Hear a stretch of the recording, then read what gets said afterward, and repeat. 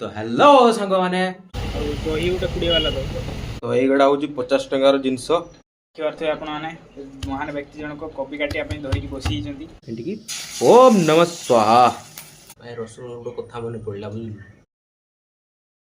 ତ हेलो सांग मैंने शुभम ब्लॉग्स ଗୋଟେ ନୂଆ ଚାପ୍ଟର ଆପଣଙ୍କୁ ସ୍ୱାଗତ। ଆଶା କରୁଛି ଆପଣମାନେ ସମସ୍ତେ ଭଲରେ ଥିବେ। ତ ଓମ୍ ପରୀକ୍ଷା ଦେଇକି ଚାଲି ଆସିଛି, ତାକୁ ପଚାରିବା କେମିତି ହେଇଛି ତା।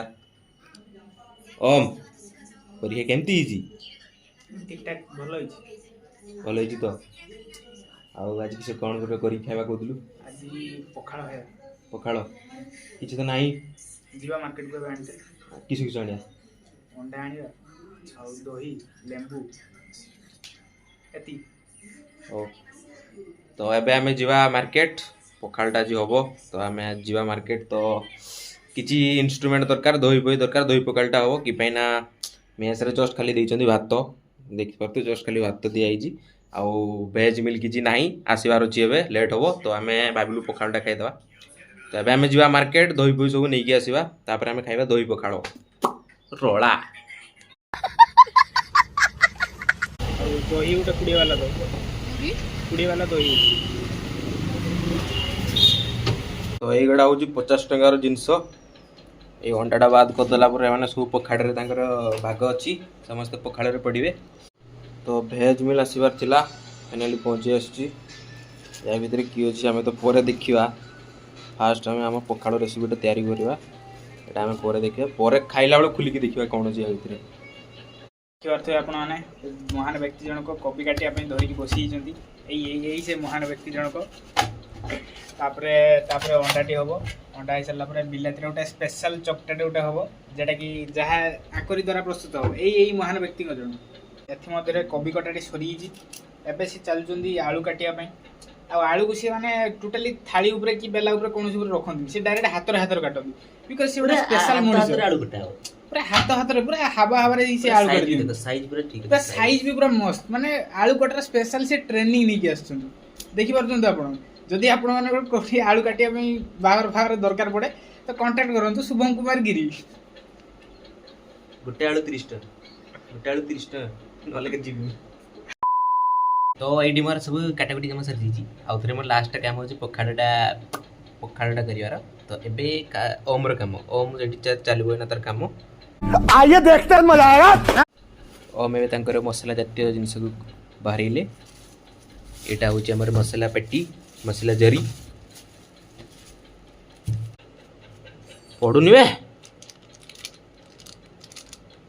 ବାସ୍ ବାସ୍। ତ ଏଥି ସହିତ ଓମ୍ ଷ୍ଟାର୍ଟ କରିବାକୁ ଯାଉଛନ୍ତି ତାଙ୍କ ରନ୍ଧାରନ୍ଧି କାମ। ବାସ୍ ନିଆଁଟା ଲଗେଇ ଦେଇକି ବାସ୍ ଏହା ସହିତ ଆମର ଭୋକର ଅନ୍ଧାର ଏଠି ସମାପ୍ତ ହେଇଛି।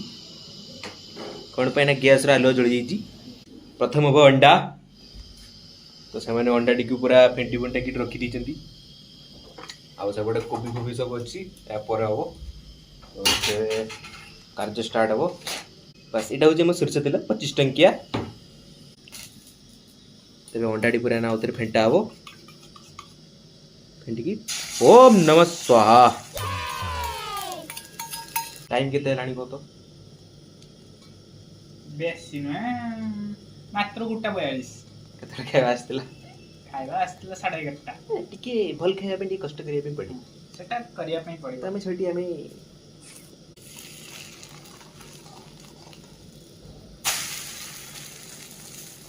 ଅଣ୍ଡାଟି ପାଲଟେଇକି ତ ଫାଇନାଲି ଅଣ୍ଡାଟି ଗୋଟେ ପାଲଟି ଯାଇଛି। ଆଉ ଟିକେ ସମୟ ମଧ୍ୟରେ ପ୍ରଥମ ଅଣ୍ଡାଟି କମ୍ପ୍ଲିଟ୍ ହେଇଯିବ। ତ ପ୍ରଥମ ଅଣ୍ଡାଟିର ଖେଳ ଏଠି ଖତମ ହେଇଛି। ସେକେଣ୍ଡ ଅଣ୍ଡାର କାମ ଚାଲିଛି। ଖୋଳପା ଗୁଡ଼ା ପକେଇବୁନି ଶଳା। ତ ୟା ସହିତ ଆମର ଖତମ ହେଇଯାଇଛି ଅଣ୍ଡାର କାର୍ଯ୍ୟକ୍ରମ। ତ ଏବେ ଷ୍ଟାର୍ଟ ହେବ କୋବି ଭଜା, କୋବି ଆଳୁ ଭଜା।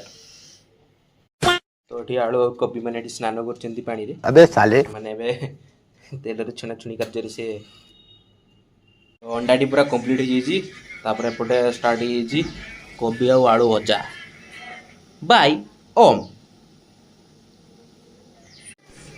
ଏଥିସହିତ କୋବିଟିକୁ ଏବେ ଢାଙ୍କୁଡ଼ା ହେଇଛି କିଛି ସମୟ ସିଝିବା ପାଇଁ। ଏବେ ଶୁଭମର କାମ ଷ୍ଟାର୍ଟ ହେଇଛି, ତ ସିଏ କାମରେ ବି ଲାଗି ପଡ଼ିଛି। ଦେଖିପାରୁଥିବେ ହେଇ ପଖାଳ ତିଆରି ଲାଗି ପଡ଼ିଛି। ପଖାଳ ଭାତକୁ ସବୁ ବେଲାକୁ ଦେଉଛି ଦେଇକି ଏବେ ପଖାଳ ତିଆରି ଲାଗି ପଡ଼ିବ। ଶୁଭମ ଦହି ପଖାଳ କିଏ ଖାଇବ ପଳେଇ ଆସ। ଆମ ତରଫରୁ ଇନଭାଇଟ୍ ରହିଲା ଯେ ଖାଇବା ପାଇଁ ଇଚ୍ଛୁକ ଅଛନ୍ତି ପଳେଇ ଆସନ୍ତୁ। गाड़ी स्टार्ट कर। ଭାତକୁ ସବୁ ବେଲାକୁ ଦେଇ ଦେଇଛି। ଏବେ ସେ ଦହିକୁ ଛିଡ଼େଇବାରେ ଲାଗି ପଡ଼ୁଛି। ଦେଖନ୍ତୁ କେମିତି କାମୁଡ଼ି କାମୁଡ଼ି ଛିଡ଼ଉଛି ସେ, ମାନେ ପୁରା ମୂଷା ଏଇ ଖାଇବି ଦେଲେ ଏବେ ମାନେ ମାନେ ଲାଳ ସମ୍ଭାଳି ପାରିଲାନି। ଚେକ୍ କରିଥିଲି ଖଟା ଅଛି ନା ମିଠା ଅଛି? ଖଟା ଅଛି। ସେ ଏବେ ଦହି ଦେବେ ପଖାଳରେ, ଯେହେତୁ ଦହିଟା ଗୋଟେ ନିହାତି ମାନେ ଅତି ଦରକାର ଜିନିଷ ପଖାଳ ପାଇଁ, ତ ସେଇଥିପାଇଁ ସେ ତାକୁ ଏବେ ଆଡ଼୍ କରିବେ। ହଁ ସେତିକି ହେଇଯିବ। ଏଟାର ଦେବେ ଦହି ପୁରା ସଫିସିଏଣ୍ଟ। ଦହିରେ କିଛି ବିଳମ୍ବନା କରିବାର ନାହିଁ।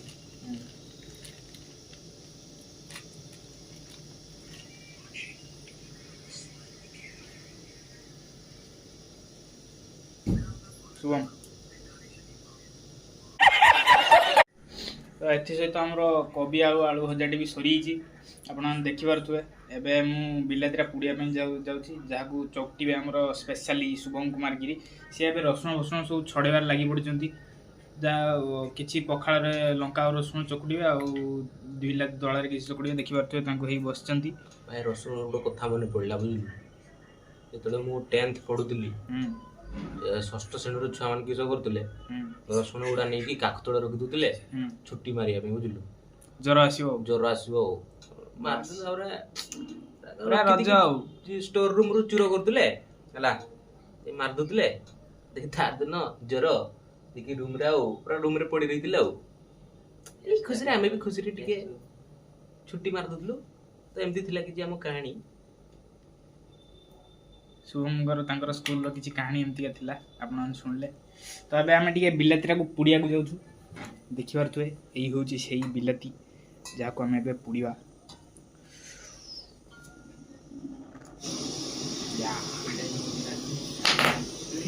ତା ମଧ୍ୟରେ ଆପଣମାନଙ୍କୁ ମୁଁ ଯେଉଁ କହିଥିଲି ଯେ ଆଳୁ ମାନେ ବିଲାତି ଚକଟାଟା ସ୍ପେଶାଲି ଶୁଭମ କୁମାର ଗିରିଙ୍କ ଦ୍ୱାରା ହୁଏ, ଏଇ ସେ ବ୍ୟକ୍ତି।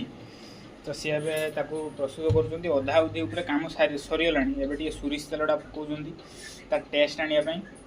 ତ ଦେଖିପାରୁଥିବେ ଆପଣମାନେ କେଉଁଭଳିଆ ସିଏ ମାନେ ଚକୁడుଛନ୍ତି। ଆଉ ଏପଟେ ବି ଆମର ସବୁ ଅଣ୍ଡା ହେଇଯାଇଥିଲା, ଆଉ କୋବି ଆଳୁ ଭଜା ବି ହେଇଯାଇଛି। ପଖାଳ ବି ଏଠି ରେଡ଼ି ଅଛି। ତ ଖାଲି ବାକି ଅଛି ଖାଇବାର। ଏଇ ବ୍ୟକ୍ତି ଜଣକ ହେଇ ଦେଖନ୍ତୁ ଚକୁଡ଼ି ଚାଲୁଛନ୍ତି, ପୁରା କଣ୍ଟିନ୍ୟୁଅସଲି କରିଚାଲିଛନ୍ତି। ଏବେ ଟିକେ ହେଇ ଟେଷ୍ଟ କଲେ ସବୁ କେମିତି ହେଇଛି? ଟିକେ ଲୁଣ କମ୍ ଅଛି। ଲୁଣ କମ୍ ଅଛି, ଆଉ ଟିକେ ପକାଇ ଦିଅ। ଏବେ ଲୁଣ ପକାଉଛନ୍ତି। ଏବେ ଆଉ ଥରେ ପୁଣି ଟେଷ୍ଟ କଲେ। ଏବେ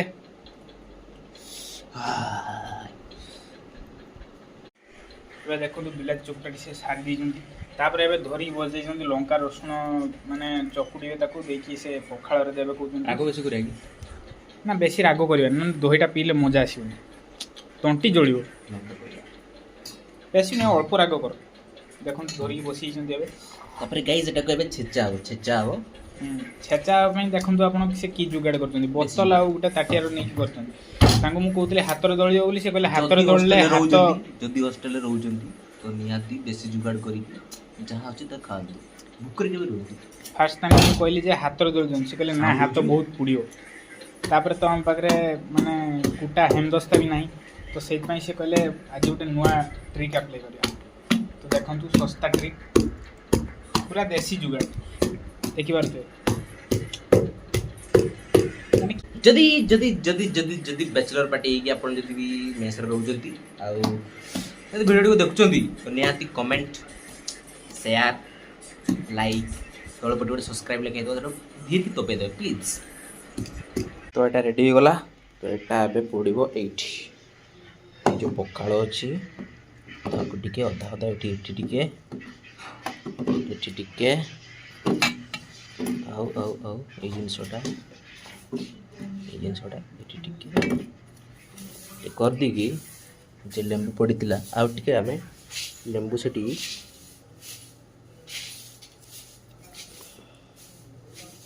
ତାପରେ ୟାକୁ ଟିକେ ଏମିତି ଗୋଳେଇ ଦେବେ।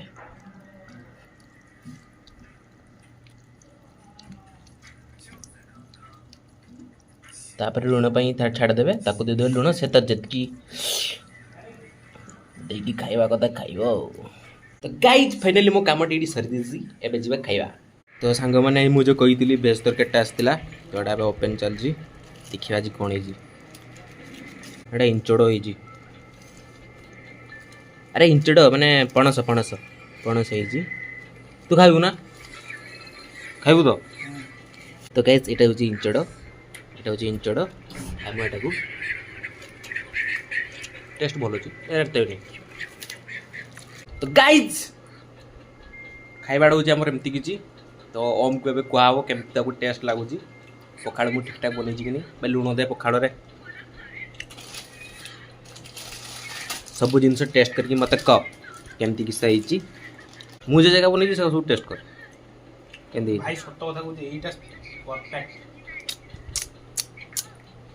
तू जगह बन टेस्ट कर बोलिन ना हिन्ना एटा अंडा टेस्ट कर बोलिन ना जदि चैनल को नुआ आसुँच लाइक कर भिडियो को लाइक करूँ कमेंट करूँ और चैनल को सब्सक्राइब कर जय जगन्नाथ। तो गाइज ये आमर सर खियापिया माने ना खियापिया तो सरनी रंधा रुंधी सर जाइए तो ये आमर खियापिया स्टार्ट हम तो वीडियो रखा मुझे अनुमति चाहूँगी। तो यदि चैनल टी नुआ आसते निहाती सब्सक्राइब कर दिंतु वीडियो जब पसंद है लाइक कर दिंतु शेयर कर दिंतु कमेंट कर दिंतु। आशा करुँच आप समस्ते भल थे चंगारे था खातु एंजॉय करूँ मजेदार रुहतु।